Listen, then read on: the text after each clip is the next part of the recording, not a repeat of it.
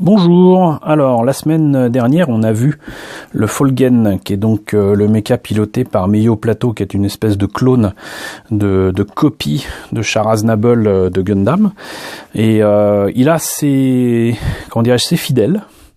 Et ces fidèles sont au nombre de 3, avec des mechas qui peuvent, dans leurs particularités, rappeler d'ailleurs les particularités des Dragonards. C'est assez amusant. Et il s'agit donc du Guelph, qui est développé avec différentes particularités. Comme vous voyez, on a un avec des gros canons derrière, un autre qui visiblement se la fait Dragon 3 avec certainement des radars, des trucs qui permettent de voir de loin ou etc. pour la communication et tout, et un autre pour le combat rapproché, j'imagine, avec sa grosse épée laser. Et donc il a 3 pilotes dont les noms m'échappent totalement et que je vous ai pourtant cités dans le bouquin, mais je les ai pas retenus parce que voilà, c'est des noms qui sonnent très bizarrement et je vais pas m'amuser à ressortir le livre pour ça. Donc une seule maquette, mais là pour le coup, grosse tendance à Segawa, Bandai, machin, truc bidule.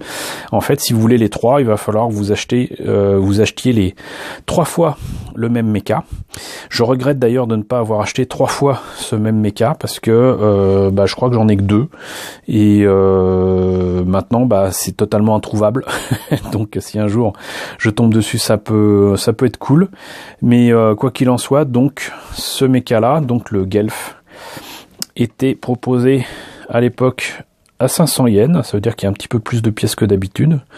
De mémoire, il me semble qu'il était à 400 yens, le Folgen. Ça donne ça donc pour au moins une des versions montées et peintes, toujours avec du bleu et des bandes jaunes. Et donc, vous avez au final le choix entre celui-ci, avec des termes japonais que je ne saurais lire malheureusement, chers amis. Donc voilà ce que ça donne pour la boîte. On va voir ce que ça donne à l'intérieur tout de suite. Alors, comme d'habitude, c'est vrai que j'en ai pas parlé, mais très belle illustration ici de Ryuko Maso. Ça fait partie des premières maquettes qui étaient sorties de Dragonard, hein. C'est le numéro 5, donc voilà. Et encore une fois, une autre illustration supplémentaire dans la notice de montage. Belle illustration et très beau dessin, ma foi.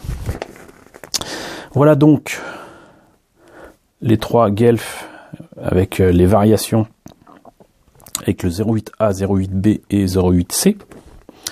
C'est subtil mais c'est visible, hein.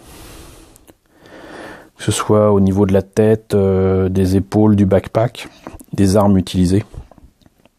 Voilà. Ici, là, par exemple, vous avez 2 têtes différentes. Ici, je sais plus quoi, utilisées au niveau du bassin, les armes, enfin voilà. Donc, on commence apparemment par les bras, et certainement différentes options. Ici, l'épaule pour la version avec des antennes et des radars. Là, le torse qui doit certainement changer ici, selon que ce soit la version A, B ou C. Là encore, on voit les différences. Le backpack qui change, bien évidemment, selon que ce soit le A, B ou C.